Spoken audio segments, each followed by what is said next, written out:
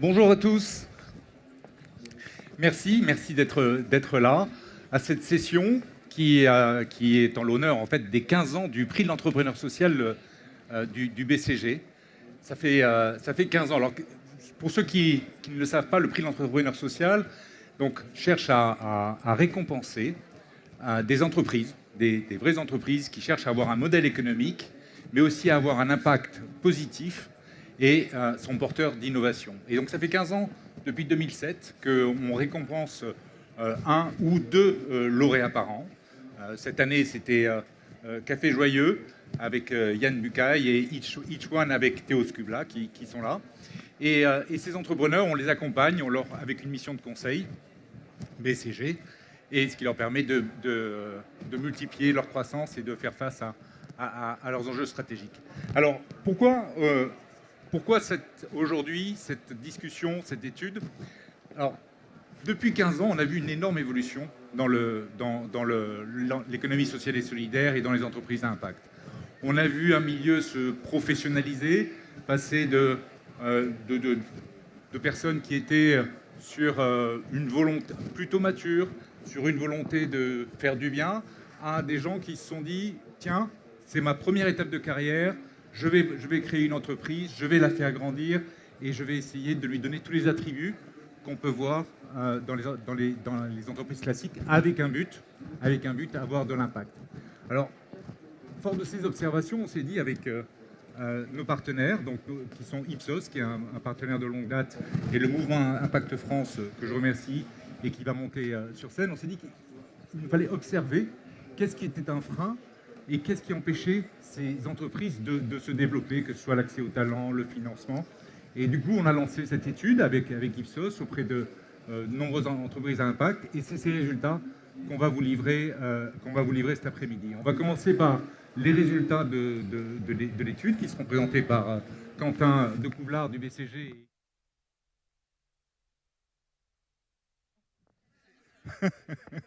Vous auriez pu me dire que vous ne m'entendiez pas, quoi. Et qui seront présentés par Quentin Decouvrard et de BCG et Caroline Néron d'Impact France. Et suivra ensuite une table ronde que j'animerai avec des acteurs de cet écosystème. Donc, tout de suite, place aux résultats. Caroline, Quentin, je vous invite à monter sur scène.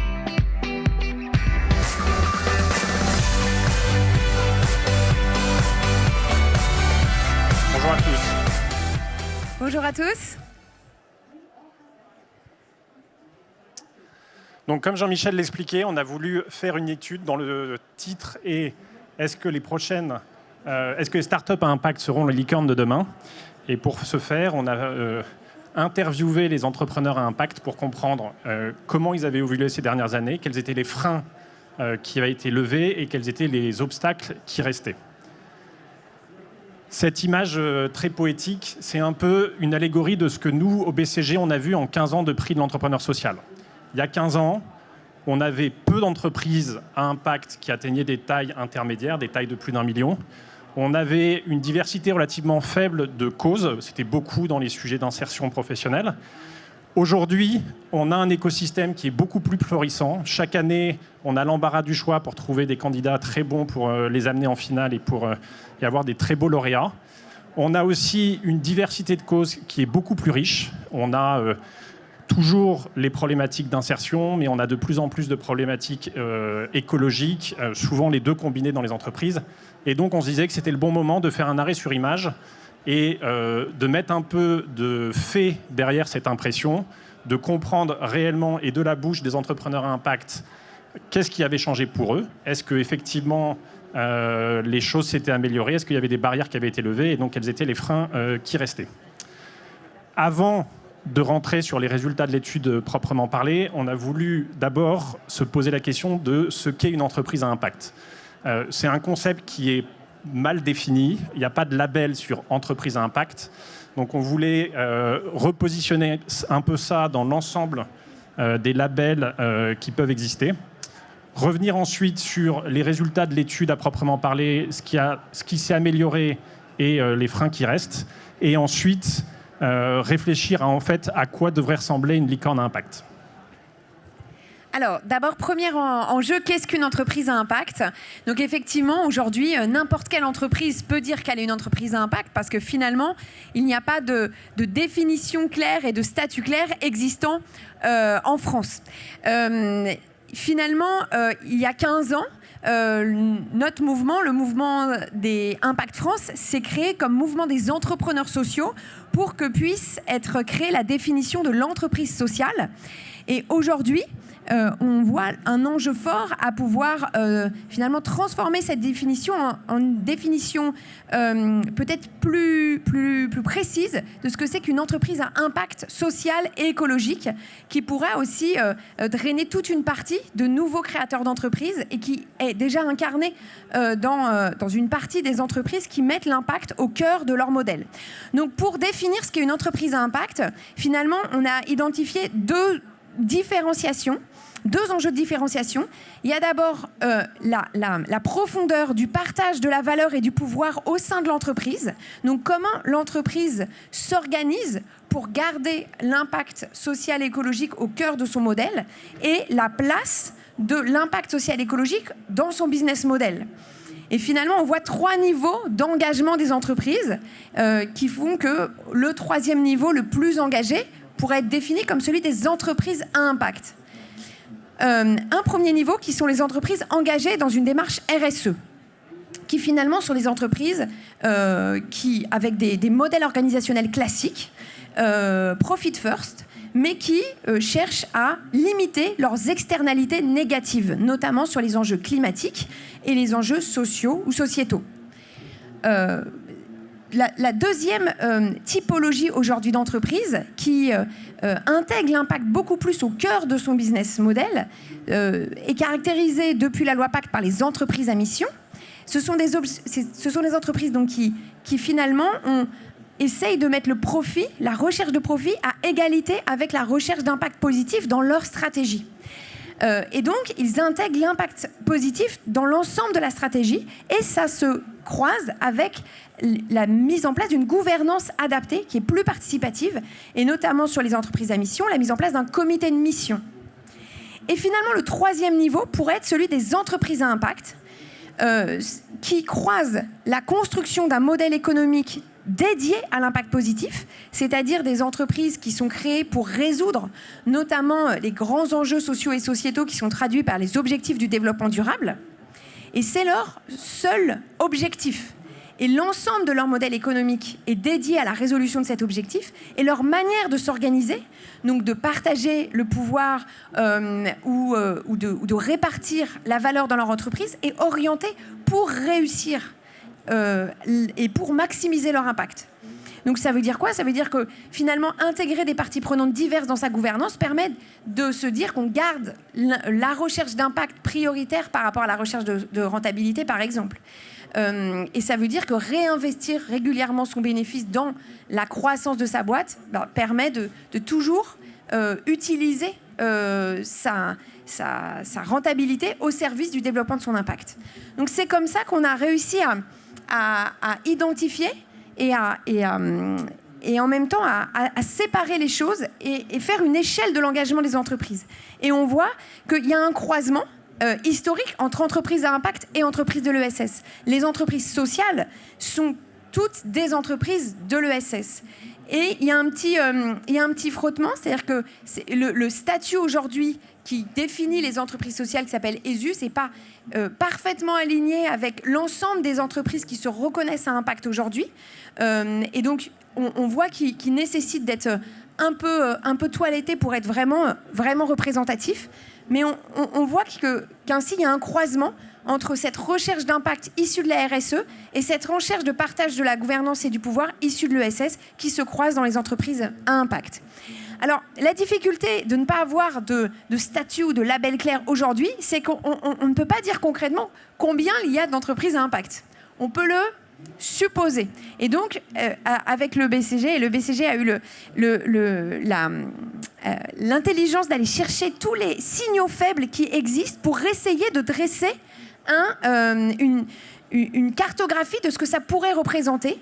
Les signaux faibles, ça veut dire les entreprises qui sont financées par les financeurs à impact, les entreprises qui ont des labels existants, qui représentent les entreprises sociales, entreprises d'insertion, entreprises adaptées, entreprises ESUS, pour pouvoir essayer d'identifier une première cartographie.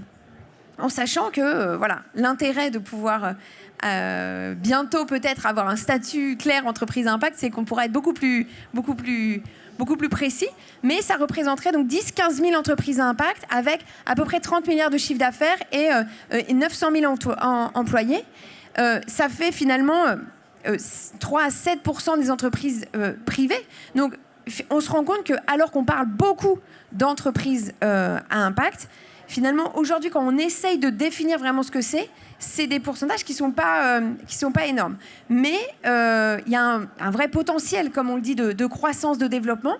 Et puis, peut-être, avec une meilleure clarification, on pourra voir que le périmètre est un peu plus élargi que ce que les faisceaux, aujourd'hui, d'indices nous permettent d'analyser. Alors, que nous disent les entrepreneurs à impact ? La première chose, c'est qu'ils nous disent que ça s'est beaucoup amélioré en 10 ou 15 ans.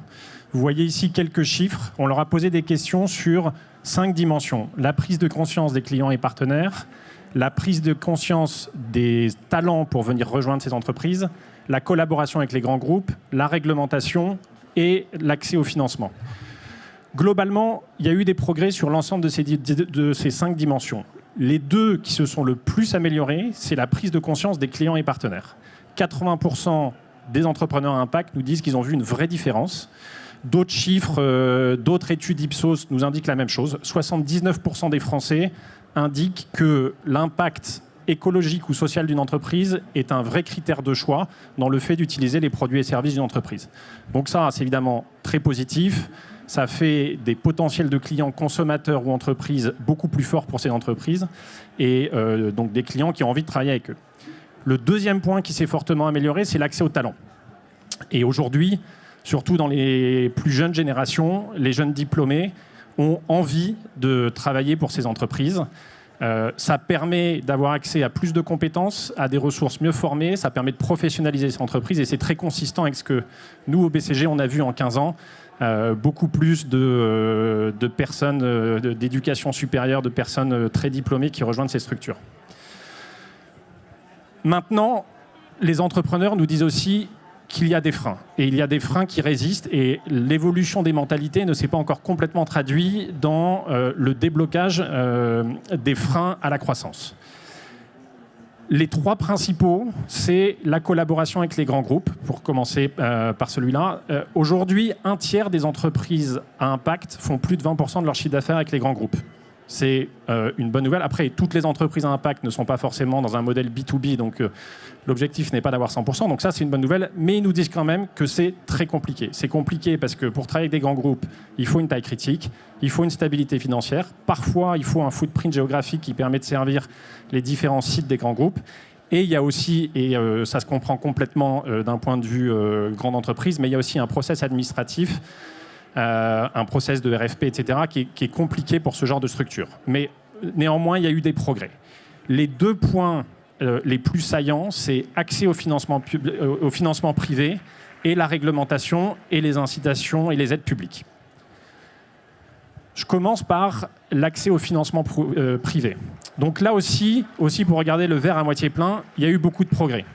Dans les dernières années, il y a eu des fonds à impact qui sont créés, Inco, Alter Equity et plein d'autres. Il y a eu aussi des plateformes de financement participatif dédiées à ces sujets, l'ITA par exemple ou Mimosa. Et donc tout ça a permis de démocratiser l'investissement, l'accès à l'investissement privé pour ces structures. Mais maintenant, si on regarde juste un chiffre, quand on demande aux startups à impact combien ont voulu et réussi à avoir accès à des investissements externes, 19% nous disent qu'elles ont réussi à passer cette étape, contre 46% pour les startups classiques. Donc il y a plus de 2 fois moins en proportion d'entreprises à impact qui accèdent à des fonds externes qui sont essentiels pour financer la croissance.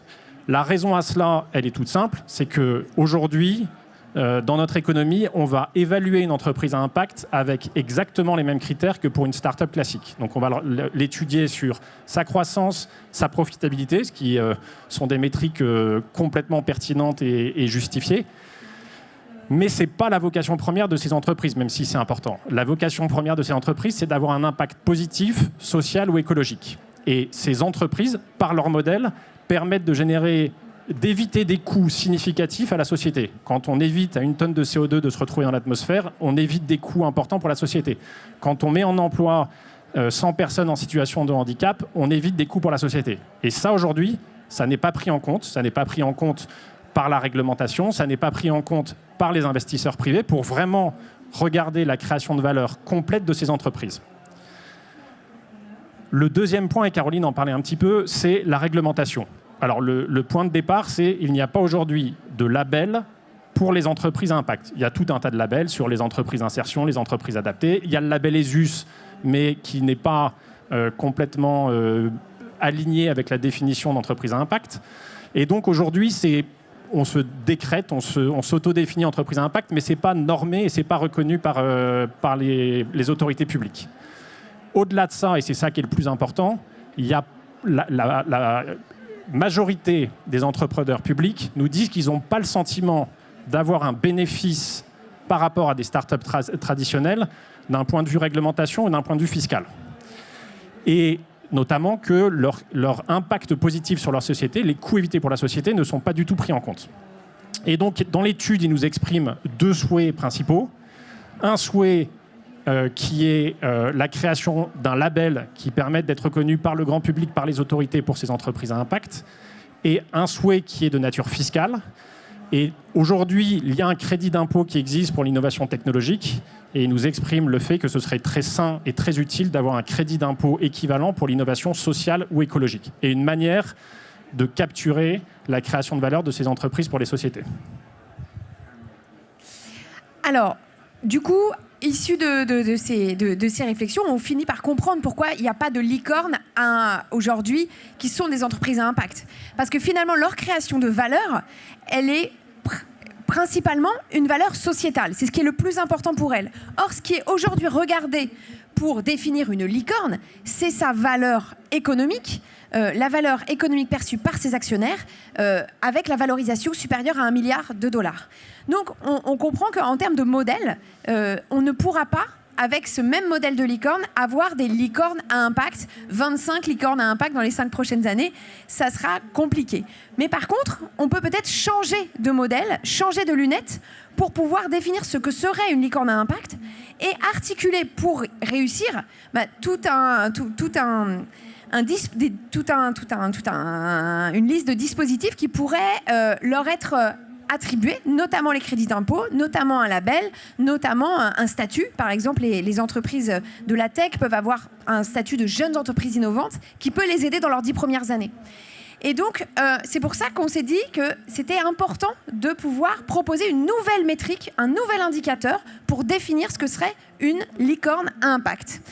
Une licorne définie sur des critères de valorisation financière que tout le monde connaît, une licorne à impact pourrait être définie sur un critère de valeur créée pour la société, et notamment via les coûts évités. Les coûts évités qui peuvent être identifiés sur les enjeux sociaux, sur les enjeux écologiques.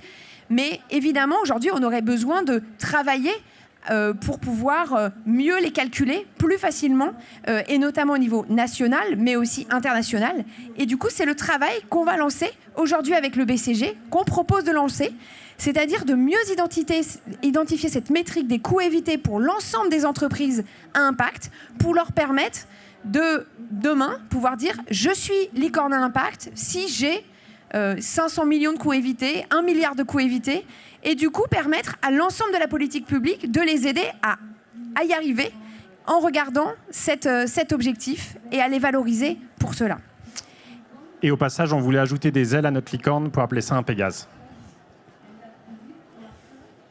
Et donc, effectivement, comme on le dit, ce qui finalement découle de ce qui a été, du questionnaire qui a été adressé à l'ensemble des entreprises à impact ces derniers mois, c'est qu'il faudrait une nouvelle méthodologie de valorisation de ces entreprises, un vrai soutien à l'innovation sociale écologique, comme finalement ce qui est aujourd'hui et ce qui marche pour l'innovation technologique, et un écosystème équivalent à celui de la French Tech. C'est pour ça qu'on a aussi le plaisir d'avoir Clara Chapas qui est là aujourd'hui, c'est-à-dire des financements, la BPI, aujourd'hui la Banque publique d'investissement, a aidé vraiment à l'émergence de cet écosystème French Tech.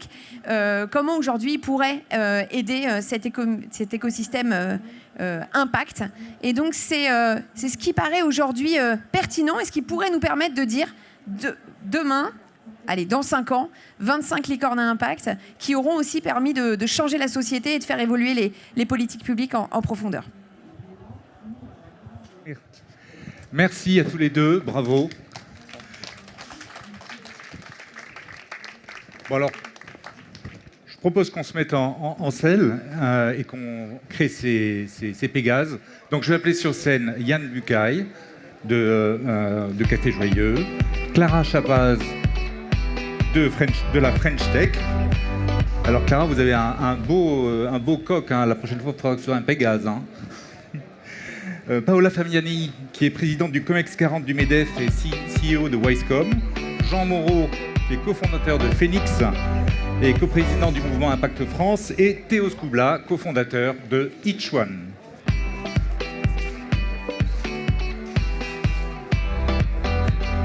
Où tu veux. Voilà, moi je me mets là.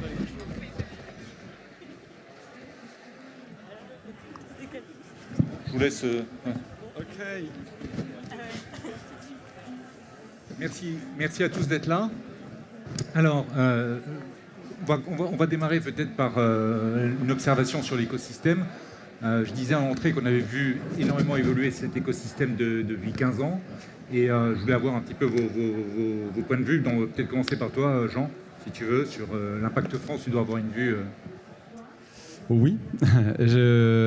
Alors, depuis 15 ans, ce que je constate, c'est... Bon, déjà, on a réussi un peu à décloisonner les univers. Comme l'a dit peut-être Caroline tout à l'heure, au départ, on avait dans l'économie impact ou l'économie en transformation, il y avait beaucoup de chapelles. Il y avait l'ESS, l'économie sociale et solidaire. Il y avait l'économie, les entreprises à mission, les entreprises B Corp, les entreprises à impact. Et donc, déjà pour nous qui sommes des sachants, c'était compliqué de naviguer là-dedans et de s'y retrouver entre les nuances des différents statuts. Et je pense que ce qu'on essaie de faire avec le mouvement Impact France et Tech for Good, c'est de réunir, de dépasser ces batailles de chapelle et de réunir tout le monde sous une famille un peu plus lisible et claire, même si chacun garde ses aspérités et ses spécificités. Après, ce qu'on constate aussi, c'est 3 choses, je dirais. Premièrement, un écosystème qui se décomplexe. Il y a de plus en plus de talents qui rejoignent l'économie à impact positif. Il y a de plus en plus de fondatrices et de fondateurs qui, auparavant, un peu par culture et aussi par autocensure, étaient dans le small is beautiful, ce qui est une voie tout à fait respectable et qui va revenir à la mode, je pense, avec l'environnement marché qu'on croise. Mais c'est aussi bien que l'écosystème se décomplexe et qu'on se dise collectivement qu'on peut créer des structures à l'échelle qui deviennent des modèles dominants et qui deviennent des catégories leaders et qui remplacent des grosses structures historiques. Donc, il n'y en a pas beaucoup, hein, mais typiquement Biocop, qui est sur un modèle coopératif, 700 magasins, ils font 2 milliards d'euros de chiffre d'affaires et ils sont une vraie alternative à la distribution traditionnelle. Donc il faut qu'il y ait plus de Biocop, plus d'Enercop, plus de grosses boîtes comme ça à l'échelle. Et c'est en train d'arriver. Et la dernière chose donc, que je vois comme changement structurel de fond, c'est la question des financements.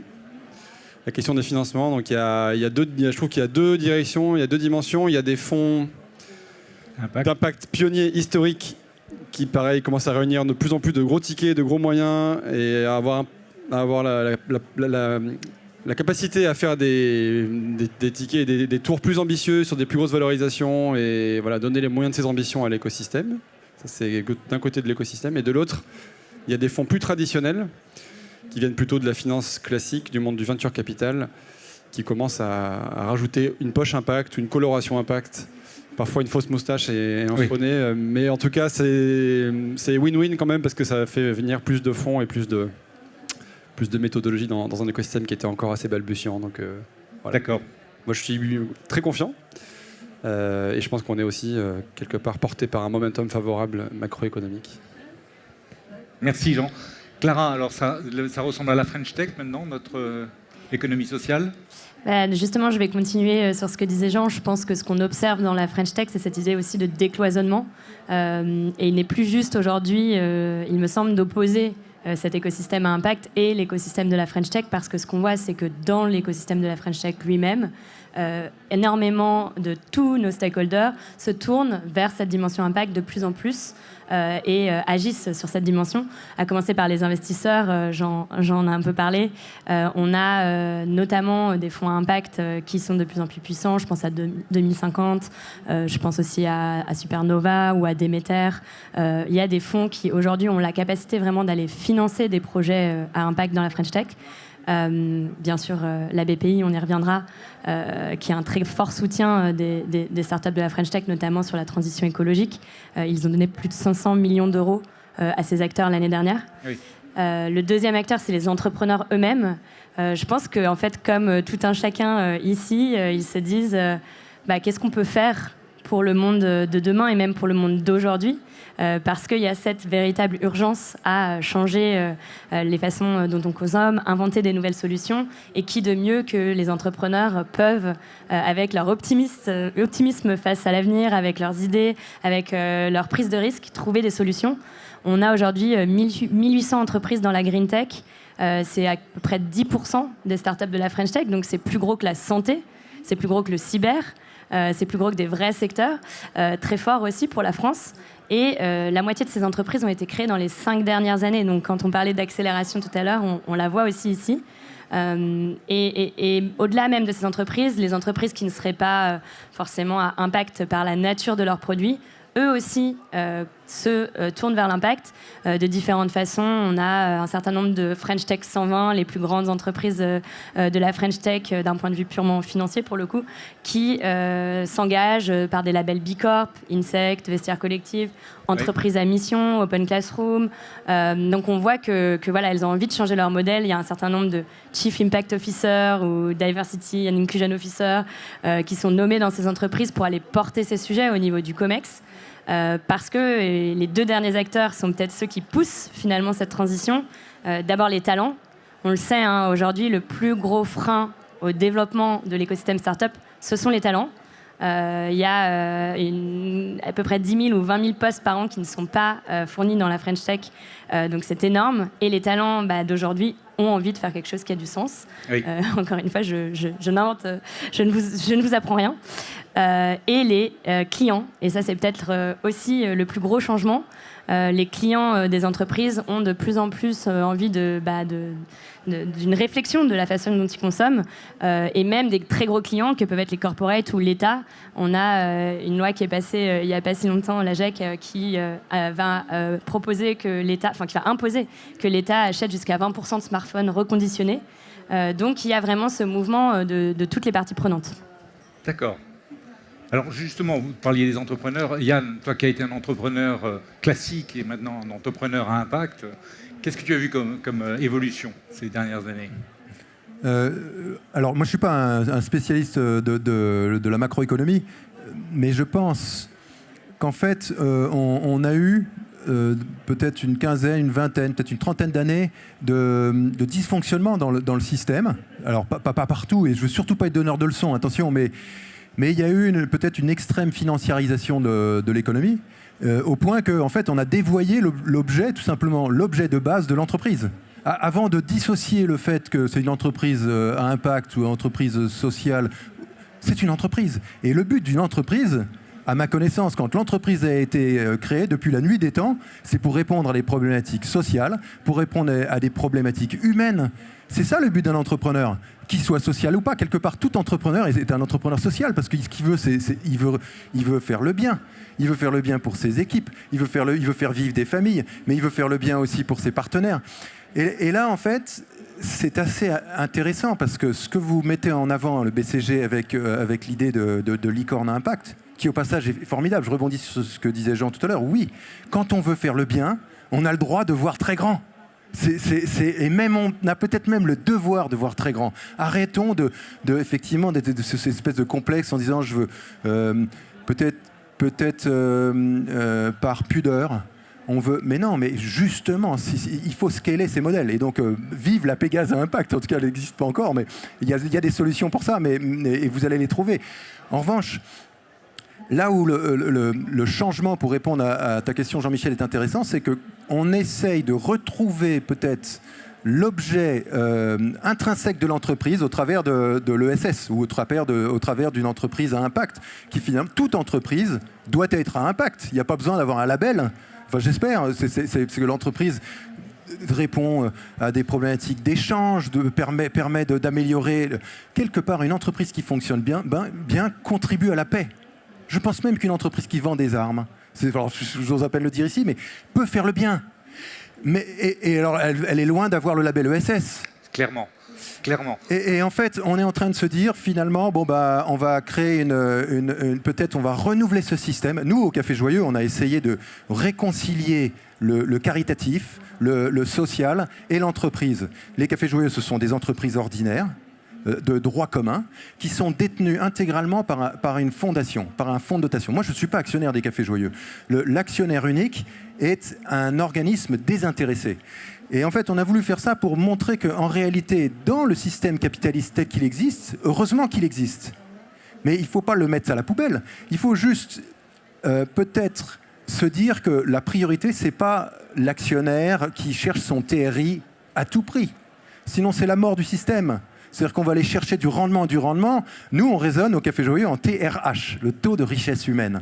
Alors, heureusement, parce que si on raisonnait en TRI, on serait très mauvais. Aujourd'hui, on va trouver des solutions pour être rentable. Il faut être rentable. Mais nos équipiers joyeux sont capables de créer de la valeur aussi. Et ils le font dans un système qui effectivement, juridiquement, garantit le côté désintéressé du projet, en tout cas pour trop peu de monde. D'accord. Alors justement, tu parlais d'entreprise. Les entreprises, là, disaient, les entrepreneurs à impact disaient, aujourd'hui, les clients sont de plus en plus friands d'impact. C'est-à-dire que 8 entreprises sur 10 considèrent que les clients sont un peu plus... Et donc, je vous pose la question à tous les deux. Alors, on va continuer avec Yann, puisque Yann était sur sa lancée. Est-ce que ça aide vraiment Bon, là, j'enfonce une porte ouverte en disant que bien sûr que ça aide. Parce que toi, tes cafés, les gens, je les achètent parce qu'ils sont bons ou parce qu'ils ont de l'impact? D'abord parce qu'ils sont bons. Je ne veux pas que quelqu'un achète un café joyeux en se disant « je fais une bonne action ». Oui, très bien, je fais une bonne action. Mais moi, ma problématique, comme problématique de tout entrepreneur, c'est la récurrence. Je veux qu'ils reviennent au Café Joyeux parce que la cuisine qui est produite par nos équipiers avec handicap, elle est bonne. Je veux qu'il vienne parce qu'il a passé un bon moment. Je veux qu'il achète du café, et il peut l'acheter au passage sur Internet, sur caféjoyeux.com. J'ai quand même une petite page de publicité, c'est très très important. Ces produits-là sont totalement au service de la cause. Ça, c'est du thé. Mais vous pouvez acheter du café en grains, vous pouvez proposer à vos collaborateurs dans l'entreprise, avec une machine à café, de contribuer intégralement à une mission. C'est-à-dire que 100% des bénéfices qui sont générés dans ce café que vous buvez dans votre tasse le matin permet de contribuer à la cause de l'inclusion en recrutant plus de personnes avec autisme ou avec trisomie 21. Mais ça, c'est évidemment que ça répond à une attente. Parce qu'on se dit, finalement, avec un geste très simple, je réponds à une attente sociétale et je permets de contribuer à ma mesure. C'est bon et ça fait du bien, quoi. C'est bon, ça fait du bien. Alors notre café est torréfié par une femme qui est le meilleur ouvrier de France. C'est donc un bon café sur des purs Arabica. C'est pour ça que j'insiste, vous en recommanderez si vous faites le geste une première fois. Vous allez forcément en reprendre. Mais oui, les partenaires, les fournisseurs, les collaborateurs. Je veux dire, on se disait en préparant cette réunion, je pense que si nous n'étions pas joyeux, j'aurais du mal à retenir peut-être la moitié de mes équipes dans ce projet, parce qu'effectivement, je ne suis pas capable de faire concurrence aux plus grandes marques du secteur, au niveau rémunération ou autre. Mais on a des atouts quand on a de l'impact. Et ça, c'est magique. Merci. Effectivement, on voit, c'est bon, ça fait du bien. Paola, qu'est-ce que vous en pensez? Est-ce que les clients, cette prise de conscience des clients change tout?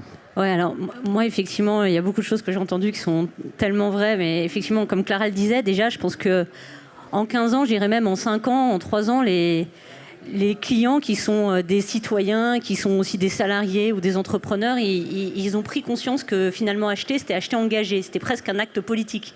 Et pour rebondir sur ce que tu disais, très clairement, je pense que beaucoup de choses partent d'eux, en fait. Finalement, le plus gros mouvement, c'est le consommateur, c'est le citoyen.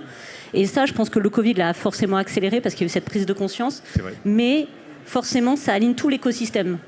Après, le deuxième point, c'est pour revenir sur l'entreprise et ce qui a été dit. Moi, je suis totalement d'accord. Je pense que pendant toute une parenthèse d'années, on a regardé que les entreprises étaient essentiellement économiques et financières. Mais je pense qu'il y a 100 ans, moi, je me souviens des histoires qu'on me racontait, des entrepreneurs qui aidaient tout l'écosystème, qui aidaient la famille, etc. Donc, je pense que le social, le sociétal et l'environnemental, c'est ancré en fait dans l'entrepreneuriat. C'est juste que peut-être pendant une certaine période, le finance a pris le dessus et que là, on remet ça. Et je pense que c'est essentiel parce que c'est aussi pour ça qu'on entreprend. Moi, quand j'ai entrepris chez Wisecom, c'était avant tout pour ça. Après, les clients, de l'autre côté, les clients qui soient grands groupes, PME et autres, je pense que les grands groupes poussent les entreprises à avoir des labels, etc. parce qu'ils ont besoin de moderniser leur image de marque. Ils ont besoin de... Ce qui n'est pas évident pour l'entreprise derrière, c'est souvent l'entreprise peut-être à impact sans le savoir. C'est-à-dire qu'il y a les entreprises qui se sont créées à impact, comme par exemple les Cafés Joyeux, de naissance, mais il y a des entreprises qui sont à impact, mais comment l'évaluer ? Pour une PME, c'est pas évident. Ça fait 30 ans qu'elle fait ça, elle fait du bien à tout son écosystème, elle aime ses salariés, elle voit pas que la finance, un actionnariat familial par exemple, et là, elle fait de l'impact tous les jours, mais comment ? Et ça, je pense qu'il y a un vrai levier à faire au niveau des labels et de la mise en avant de ça, et en même temps de la promotion par rapport aux grands groupes et par rapport à tous ces acteurs qui, eux, maintenant, effectivement, imposent ça. Oui. On parlait du public, je fais juste une parenthèse sur la partie étatique. Effectivement, l'État commence à de plus en plus aller vers ça. Je pense qu'il pourrait aller encore plus dans les appels d'offres publics, par exemple, en valorisant les entreprises à impact, en mettant des cautions qu'on ne voit pas apparaître forcément dans les critères, et je pense que ce serait un vrai mouvement. Voilà. Moi, je fais juste une... Oui. Sinon, je vais me faire défoncer par Caroline et Kenza. Donc, c'est le moment de placer de l'impact score. Mais moi, je crois vachement à cette tendance de fond que le consommateur peut utiliser sa carte bleue comme un bulletin de vote et réorienter par la demande une offre plus responsable. Pour faire ça, il faut qu'on arrive à s'y retrouver clairement dans les rayons. Et donc, il faut qu'on évite ce qui s'est passé dans le bio il y a 10-15 ans, à savoir un foisonnement de labels plus ou moins sérieux, plus ou moins officiels, plus ou moins facile à lire et visible, qui fait qu'au final, aujourd'hui, ça périclite un peu. Donc, il nous faut une boussole qui soit l'impact score. À l'image du Nutri-Score. Le Nutri-Score, c'est un repère simple, voire simplificateur, mais au moins tout le monde s'est rentré dans les mœurs, tout le monde a compris de A à E, un repère visuel sur tous les packaging, et on sait quand on achète bien ou mal. On aimerait que se généralise un impact score qui prenne en charge des critères environnementaux, sociaux, écologiques, et que ce soit facile à lire pour le consommateur et qu'on sorte de la bataille entre Max Havelaar, le bio, le circuit court, le Bicorp, et que ce soit une boussole unique, claire et facile à suivre. Alors ça c'est effectivement pour les entreprises de grande consommation, mais il y a d'autres entreprises comme Théo qui s'adressent aux grands groupes. Et donc, pour reprendre ce que disait Paola, comment ça évolue avec les grands groupes ? Qu'est-ce qui fait est-ce que ça marche bien ? Est-ce que Comme Yann l'a dit déjà, je pense que c'est vachement important de voir. Donc nous, effectivement, on accompagne les entreprises dans leur recrutement de personnes réfugiées en particulier. Et nous, c'est hyper important déjà de voir que les entreprises qui travaillent avec nous et celles qui renouvellent, ce ne sont pas les entreprises qui veulent faire de l'inclusion comme un pas à côté. Notre défi en tant qu'entrepreneur à impact en particulier, c'est d'être en mesure, pour qu'on puisse prendre ces sujets à l'échelle, de traduire ce qui est de l'ordre d'une nécessité sociale d'un côté avec un intérêt économique de l'autre. Et si en réalité on ne prend pas le sujet par l'angle économique, à la fin, on ne sert plus la question sociale, et c'est le sujet de la création de valeur de manière générale. Et pour nous, c'est très important de montrer à l'entreprise qu'on va l'accompagner, qu'on va créer de la valeur. Et on a fait même un choix assez radical, c'est qu'on prend le sujet totalement à l'envers. C'est-à-dire qu'on n'est pas en train de pusher des candidats qu'on veut insérer dans l'emploi. On part du besoin de l'entreprise, on construit la solution qui va créer de la valeur pour elle, on fait en sorte de lui montrer que sa démarche d'inclusion, elle va être rentabilisée et qu'elle va créer de la valeur à tous les niveaux, qu'elle va engager ses employés, qu'ils vont recruter effectivement des personnes qui sont compétentes sur des jobs sur lesquels ils n'arrivaient pas parfois à recruter. Et de cette manière-là, on arrive du coup à créer de la valeur et à avoir les moyens d'accompagner plus de personnes et de prendre ce sujet qui était avant l'apanage de quelques associations, qui était très marginal, et d'en faire un sujet mainstream. Et ça, c'est vraiment le sujet. Et les grands groupes, ils ont cet avantage-là que, par leur taille, ils sont connectés aujourd'hui à toute la société. Ils sont en proie d'ailleurs à tous ces risques. Et donc ils ont une urgence d'agir qui est d'autant plus forte que leur taille les met face à tous les risques possibles.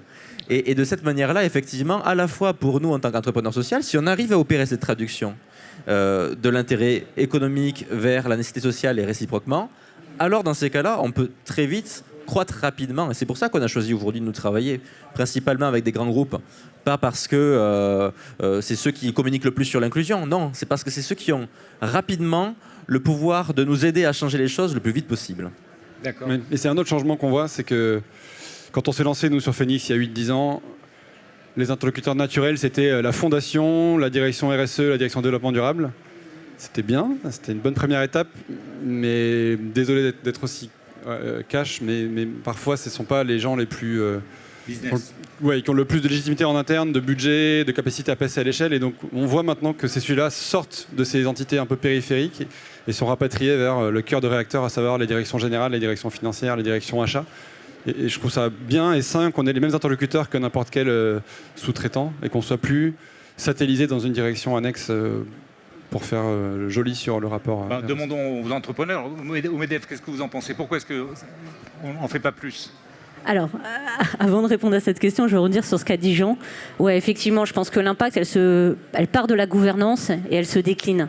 Effectivement, et je trouve que c'est intéressant de recentrer l'impact, la RSE, au centre d'une gouvernance et que du coup, toute l'entreprise se mette dans un système de comment, de façon pertinente, intelligente, finalement on associe croissance sociale, sociétale, environnementale et que ce soit un levier, plutôt que de dire on a mis un service RSE, puis voilà, on a coché les cases et c'est bon. Donc ça, je pense que c'est un très bon changement déjà. Après, comment on fait? Alors le COMEX 40, en 2 mots, c'est jeunes dirigeants du MEDEF. Voilà, on est là pour réfléchir justement aux enjeux sociaux et sociétaux et venir challenger le MEDEF. Alors nous, on est convaincus de l'impact, le MEDEF sont convaincus aussi de l'impact. Ils font un certain nombre de choses. Après, le MEDEF, c'est une multiplicité de composantes, donc il faut faire avec toutes les composantes. Sur la partie grand groupe PME, il y a un truc pas forcément connu par tous, qui s'appelle Pacte PME, qui je trouve pas mal du tout, qui existe depuis 2010. En fait, qui a pour but de rapprocher les PME et les grands groupes. Moi, je suis une PME, Wescom, c'est une PME, c'est une grosse PME. Et effectivement, on a ce problème de grands groupes. Et effectivement, on a la problématique de, typiquement, là, j'en parlais, la loi dépendance. On n'en parle pas assez, mais bon, en fait, les grands groupes, ils sont plafonnés à 25% plus ou moins du chiffre d'affaires d'une boîte. Donc parfois, ils doivent partir même ailleurs pour faire des prestations qu'ils auraient pu faire. Et je pense qu'il y a un vrai sujet sur comment flécher finalement vers des entreprises à impact, par exemple, ou à mission ou à autre, mais qui ont un engagement derrière et de débloquer ça, peut-être que la BPI peut faire quelque chose. Il y a un écosystème là. Et pour rebondir sur ce que disait Théo par rapport aux grands groupes, je pense qu'effectivement, les grands groupes dans un pays sont moteurs. On le voit dans beaucoup de pays, en Europe et ailleurs. Ce sont des moteurs, c'est eux qui vont permettre justement de transformer ces sociétés en fameuses licornes, Pégase, parce que ça va être des accélérateurs. Donc ils doivent bien sûr renforcer leur marque, mais ils doivent être aussi, quelque part, fournir ces sociétés pour leur permettre de fournir dans le sens être promoteurs. Et donc il faut que derrière, toutes les législations s'alignent pour justement pousser ça. Oui. Je sais pas si ça répond à la question. Ça répond très bien. Et alors justement, on parle de législation, on va peut-être parler de la puissance publique maintenant. On peut parler de la French Tech, des choses ont été faites pour faire en sorte que ça se développe. Qu'est-ce que vous en pensez? Est-ce qu'on pourrait en faire plus pour les entreprises, cet écosystème à impact? Déjà, comme tout le monde a fait un peu sa pub, je vais vous expliquer ce qu'on fait pour commencer. Donc, via la French Tech, on soutient ces thématiques de différentes manières. La première, et j'en profite pour faire un appel au projet, c'est un dispositif qui s'appelle le Community Fund, qui soutient de très beaux projets comme cet événement, Change Now, et donc qui a des axes très forts pour ces appels à projets, dont la transition écologique, la parité et la diversité. Donc tous les ans, la mission French Tech va à la rencontre de tout l'écosystème, cet écosystème qui est aussi associatif, vraiment de toutes les parties prenantes autour de ces sujets, et d'essayer de co-construire ensemble et de soutenir comme on peut ce type d'événement. Donc si vous avez un projet de ce type, n'hésitez pas à postuler, on va ouvrir l'appel à candidature dans quelques semaines, et on est toujours ravis de pouvoir vous accompagner. Ensuite, pour revenir peut-être plus sur notre cœur de métier, qui est l'accompagnement d'entreprise, j'en ai un petit peu parlé, mais la transition écologique, c'est une des très grandes priorités de la French Tech. On a lancé l'année dernière un programme qui s'appelle le Green 20. Et qu'est-ce que ça veut dire accompagner des entreprises quand on est la mission French Tech au sein de Bercy? Simplement, on a tout un dispositif qui va permettre de faciliter la vie de ces 20 entreprises, qui sont des entreprises, il y en a 4 d'ailleurs ici aujourd'hui, que vous pouvez peut-être observer par là-bas, Lactis ou encore Urban Canopy sur la végétalisation des villes. On était il y a 2 jours chez Waga qui fait du biométhane, donc vraiment des entreprises qui vont trouver des solutions à l'échelle. J'ai beaucoup aimé ce que disait Yann, il ne faut pas se dire que l'impact c'est forcément petit. Oui, on peut être entrepreneur et se dire moi je vais transformer les déchets, et Dieu sait qu'il y en a beaucoup en France, à l'étranger, partout dans le monde entier, en biogaz, et je vais l'intégrer directement dans le circuit énergétique français. C'est ça aussi les entrepreneurs de la French Tech. Et donc on les soutient avec tout un réseau de partenaires administratifs pour qu'ils puissent se focaliser sur ce qu'ils savent vraiment faire le mieux, innover, créer, recruter, alors qu'on essaye de leur faciliter la vie sur l'administratif. Et oui, on le sait, l'administratif est parfois un peu compliqué, surtout sur les sujets réglementaires comme ceux de la transition écologique. Donc on fait, via ces dispositifs, à la fois de l'accompagnement financier, de l'accompagnement, disons plutôt, de soutien au développement. Au-delà de ça, l'État a un rôle très fort. Je parlais de la BPI tout à l'heure sur le financement de ces projets.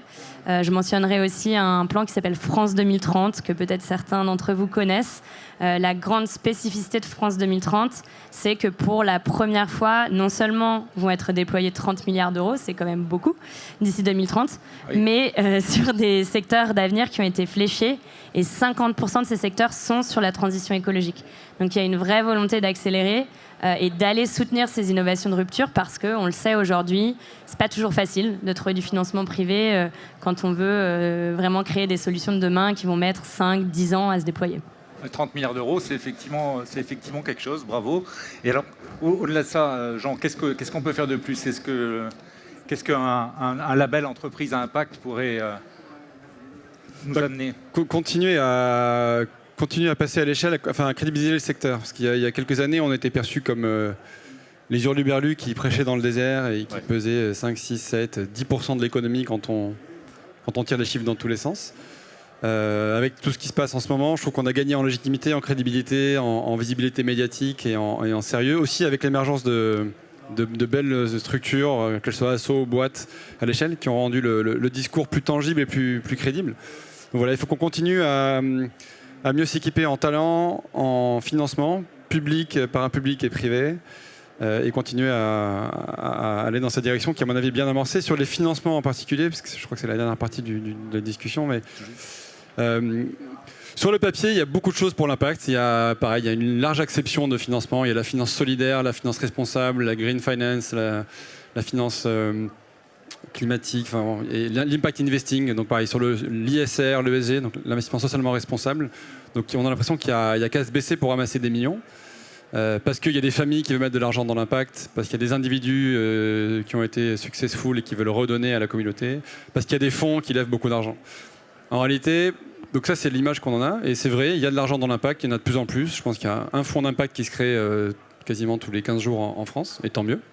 Ou une poche impact. En réalité, pour être passé par là, ça reste compliqué. Je ne sais pas si vous pourrez partager ou témoigner, mais une levée de fonds dans l'impact, on est encore perçu comme un animal hybride qui est trop business pour être financé par des subventions, pas assez ambitieux pour être dans les cases du VC, du venture capital traditionnel. Alors justement, il faudrait peut-être cette nouvelle métrique dont on parlait tout à l'heure, l'éco-évité. Peut-être que, en tout cas, avoir une grille de lecture qui sorte du prisme hyper-croissance et qui en même temps soit assez flexible pour aller voir des modèles qui ne sont pas des SAS, donc des sociétés privées. Ça, il y a encore un trou dans la raquette, je trouve, et nous, on l'a vécu, on est passé par là, on a fini par s'en sortir, mais même quand on a une belle histoire, une belle croissance, ce positionnement fait que c'est parfois illisible et qu'on est un peu le cul entre deux chaises, pour parler clairement. Justement, pour rebondir sur ces questions de financement, on a vu dans l'étude que les entreprises à impact accédaient beaucoup moins au financement que les startups traditionnelles. Théo, est-ce que tu veux développer un petit peu? Parce que toi, je crois que tu viens de faire une levée de fonds. Oui, effectivement, on vient de lever. Alors, c'est pas une très grosse levée de fonds quand on compare effectivement à ce qui est dans les standards. Donc, il faudrait voir effectivement combien représentent les 19% en termes aussi de millions d'euros. On vient de lever 5 millions d'euros, voilà, pour accélérer en série A. Aujourd'hui, moi, je pense qu'il y a une chose qu'il faut rappeler qui est extrêmement importante, c'est qu'il faut pas déjà. Il faut arrêter d'opposer l'économie à impact et l'économie classique. C'est-à-dire que déjà, on est des entreprises par nature et on a besoin de prendre ce jeu-là. Pour une levée de fonds, si tu me permets, si je suis un investisseur, tu ne me rends pas beaucoup de rendement.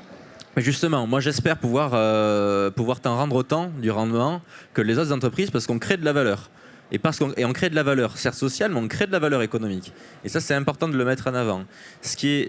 Comme tu disais, effectivement, il faut avoir aussi à côté de cela et montrer aussi aux investisseurs et oser avoir de l'ambition. Je pense que l'ambition, elle n'est pas sale et c'est même un devoir, comme tu le disais sur nos sujets. Je pense qu'il faut prendre au mot les défis auxquels on veut faire face. À savoir que si on fait face à des défis qui sont globaux, c'est des réponses globales qu'il faut apporter. D'ailleurs, c'est une urgence. Si on ne le fait pas, on va très vite, effectivement, s'en mordre les doigts. D'ailleurs, on est déjà en train. Donc, ça, c'est un impératif, je pense. Et une fois qu'on a fait ça, et qu'on accepte de prendre ce chemin, je pense qu'il faut être décomplexé, et c'est un mot qui est ressorti plusieurs fois, avec l'idée de dire... et nous, c'est ce qu'on a accepté de le faire. Voilà, on est une entreprise avec 3 associés qui détiennent le capital. Et on est rentré dans le jeu, effectivement, de la levée de fonds avec des investisseurs à impact, certes, mais des investisseurs, des VC traditionnels, quand même.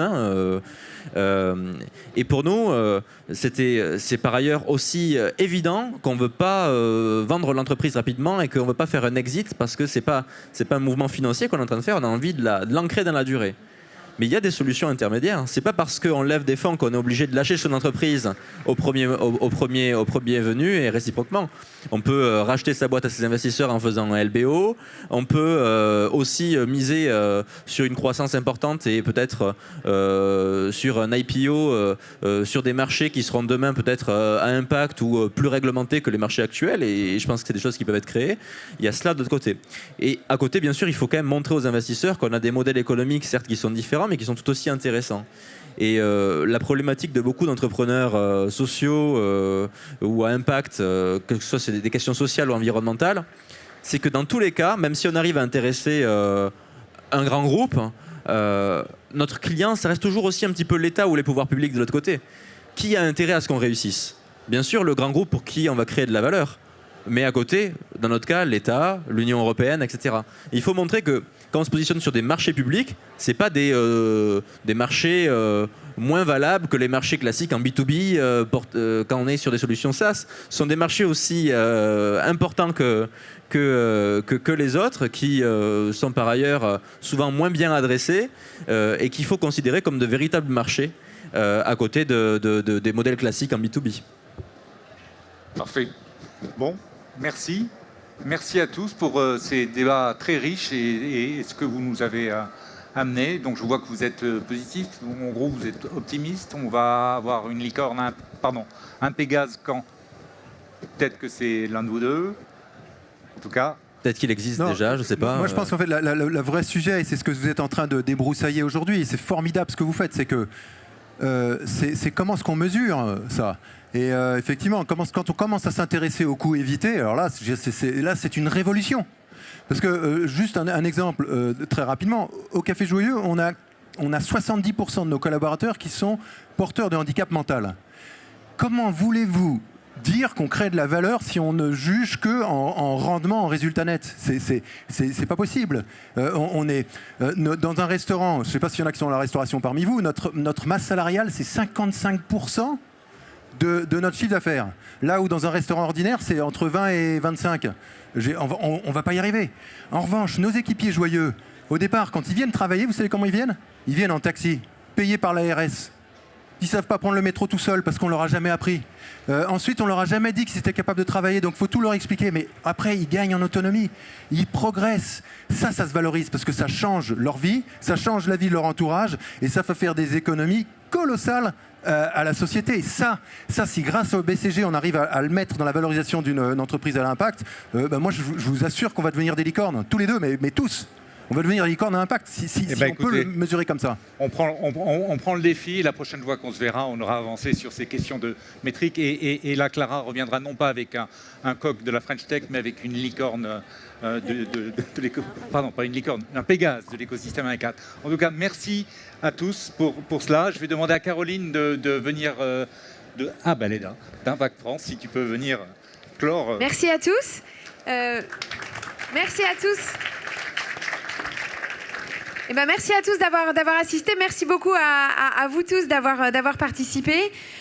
Pour conclure, on voulait dire que apparemment il y a un nouveau gouvernement qui va être nommé bientôt, qui va avoir au cœur de son mandat la planification écologique et sociale, et qui a envie de faire avec nous. Donc on se dit avec qui faire aujourd'hui la planification écologique et sociale, si ce n'est avec ceux qui la font, ceux qui l'ont au cœur, qui sont les entreprises à impact, ceux qui mettent l'innovation sociale écologique au cœur de leurs enjeux. Et donc, on pense que c'est le momentum finalement pour montrer aussi qu'au-delà des startups classiques, il y a un autre modèle de réussite possible qui serait celui des licornes à impact, avec du coup cette vision de la réussite qui serait sur la valeur sociétale. Et donc, merci d'avoir participé à ce débat pour qu'on puisse vous expliquer comment aujourd'hui ça commence à se conceptualiser, et on espère que ça va grandir et que ça va devenir un enjeu de faire une Impact Nation demain. Donc merci à tous. Si vous voulez candidater au prix pour l'année prochaine et être sur cette scène, c'est ce QR code. Et du coup, on vous souhaite un très bonne suite de Change Now. Merci à tous.